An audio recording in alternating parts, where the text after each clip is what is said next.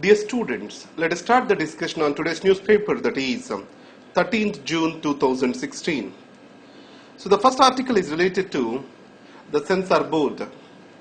Now recently a Punjab, this movie related to the drugs in Punjab, Utte Punjabi, this particular movie was censored, and it is seen as against to the freedom of speech and expression, which is given under Article 19(1)(a) of the Constitution. So in this context, the Cinematography Act 1952, it has certain provisions which majorly provide for restrictions on the exhibition of the movies. So it is making the Central Board of Film Certification an institution, a moral police against the Indian cinema. And also the vague terms under which reasonable restrictions are imposed on this, such as morality, decency, etc., these have created arbitrariness. So in these circumstances, so it is against to the spirit of the Constitution. It can be analyzed from two perspectives. The censorship exists only for movies and not for the other medium of expression. If you talk about print media, etc., there is no pre-censorship exists. Why this has to exist only for the movies is the first question. And the second thing is, it also questions very fundamentals or foundations of our constitutions. So the basic premise of the Constitution in a democracy is the citizens are autonomous individuals who can make their own choices and take responsibility for them. If you see the elections, everything works on this philosophy. Now, pre-censorship, it is depriving them of very choice they need to have in deciding the films they wish to watch. So the Sham-Benegal Committee has clearly said that the Central Board of Film Certification only shall be a certifying agency rather than a censoring agency. And unnecessary political interference with regard to the film censoring has to be decreased. And finally, the states in the law and order disturbance taking it as an excuse, they shall not interfere unnecessarily in blocking the films. So these are the various recommendations which are being made. Now coming to the United Nations General Assembly. Now, since the day UN's General Assembly is constituted till date, no woman is the Secretary General of this coveted organization. Now, always the Secretary General appointment is in a secretive process orchestrated by UN Security Council. So, in these circumstances, the tradition is to rotate the Secretary General across the regions. The Ban Ki-moon, he belonged to East Asia. Now, the next time the turn goes to the East European country. So, till date, as woman is not given a space with regard to the UN Secretary General position, so it is expected that women shall be given a space, or women shall be appointed to as the Secretary General of the United Nations or United Nations General Assembly. Now, coming to voting to defeat. Previously, Lok Sabha elections there was huge money power.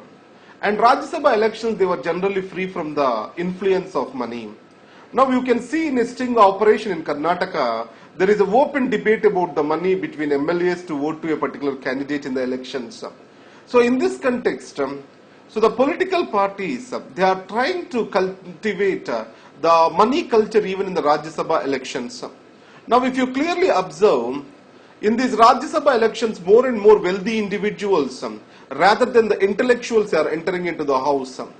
And Rajya Sabha is more used as a house to enter into the Council of Ministers or to bring certain elites into the government of the day. So it clearly shows that today the upper house also influenced by the money power. If you observe the elections in Rajasthan, Karnataka, and all these places are considered, and the ruling parties are able to get an extra candidate win from their side by gaining the splits or by bringing in the splits in the opposition groups. So this all shows that the money power is gaining significance. Now coming to the Venezuela economy on the brink article. Now Venezuela economy, it is once considered as a hope in South American nations when Hugo Chavez was the president. Now, its economy is based on crude oil export. As the crude prices are coming down, the Venezuelan economy is under crisis. whatever the budgets that exist for welfare programs, they are coming down. And added to that, there is a huge financial crisis. And if you observe recently, they also stopped the payments to the private enterprises. And Dr. Reddy's laboratories has declared a decreased profits this year as their finances got blocked in the Venezuela because they stopped the payments outside their country or payments in dollars to the companies who are doing business in Venezuela. And they're also asking these companies to supply the medicines for free. Now, government of India even requested the Venezuela to supply for the oil in exchange for this particular money to be paid to the private corporations. And government of India will settle the same money to the private enterprises. But however, Venezuela did not respond on to this till date. So, but however, the basic necessities are also under trouble in Venezuela now. So, in this context, Mr. Maduro's government is under crisis, and the political crisis along with this economic crisis, it is going to create havoc in this nation soon.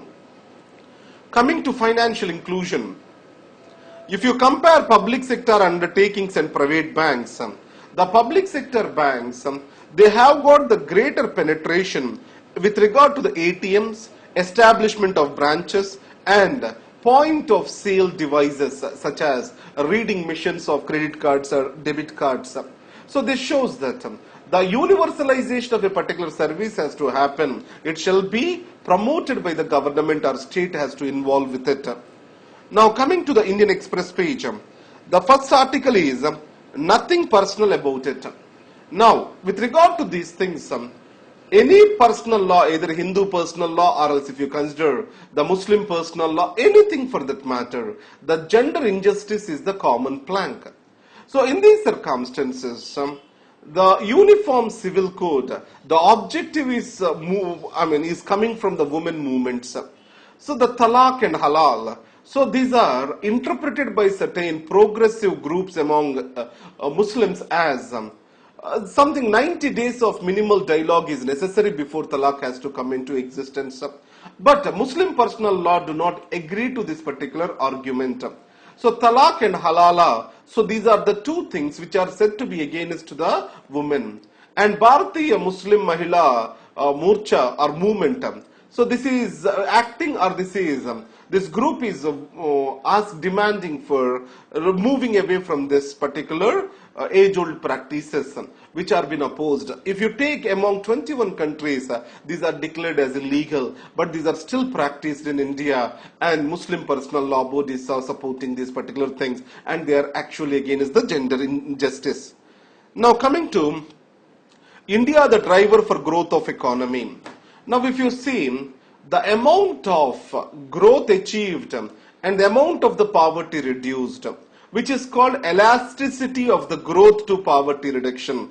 That is, in India, the growth reduced has come, or else the poverty reduced has come down per a unit of growth. So, after 1991, the poverty has decreased, and also growth that is achieved, it has become more pro-poor. That's what is the World Bank study says. And also, the growth is shifted from rural areas to urban areas, agriculture to secondary and tertiary sectors. So in this context, what we can say is an urban-led services sector and manufacturing sector driven growth. It is also leading to the reduction of poverty in the rural areas. It means the convergence between the urban areas or urban economy and the rural poverty has increased in India. Now coming to NSG entry. Now Shanghai Cooperation Organization, this summit is going to be held in Tashkent, and India and Pakistan will be inducted as new members in Shanghai Cooperation Organization, and Prime Minister Modi is about to visit this place. So in this context, it has been said that Prime Minister Modi is going to request the Putin and meet Xi Jinping to support India's entry into NSG. Now coming to another article of Indian Express, a wider battle. So this is about the malnutrition in India. If you take the new National Family Health Survey report, there are glaring inequalities across the states in India. If you consider stunting or a height to weight ratio, if we consider, there are glaring inequalities. So height to age, it shows the long-term deprivation or long-term malnutrition. And the second thing, global nutritional report also stresses on this point. So again, is income is the only indicator for reduction of the malnutrition. It is one of the important determining factor.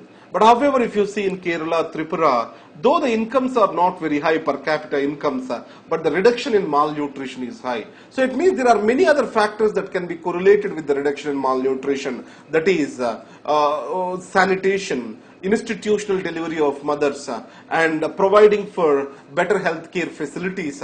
All these are the factors that are going to determine the better nutrition to the children. That is what is the essence of this article. Now, there is a discussion which is going on in discrepancies. In the last quarter of the economic growth, it has been said that the growth is around 7.9%. Many people started discussing about this, saying that discrepancies have accounted for the majority of this particular growth. What are these discrepancies? We can calculate GDP from supply side or from demand side. The difference between the supply side and demand side, whatever the statistical balance, we call them as discrepancies. So that's what the discrepancies are being explained. Now these are the important articles for the day. Thank you very much. All the best.